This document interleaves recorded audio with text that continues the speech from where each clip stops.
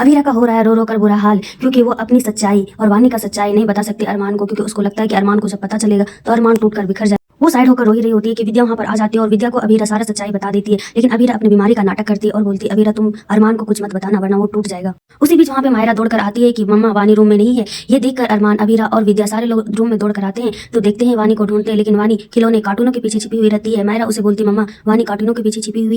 वानी को देखने के बाद अभीरा बोलती है अरमान, विद्या और मायरा का कि आप लोग अपने रूम में जाइए और मायरू आज तुम्हें पापा सुला देंगे। मायरा अपने कार्टून अपना खिलौना लेने ही जाने वाली होती है और बोलती है कि मेरे इस कार्टून के बगैर मुझे नींद नहीं आती मम्मा, लेकिन अभीरा उसे बताती है कि आज वानी के लिए छोड़ दो बेटा, आज तुम मम्मा पापा के साथ ही सो जाना, पापा के साथ ही तुझे तो नींद आ ही जाती है।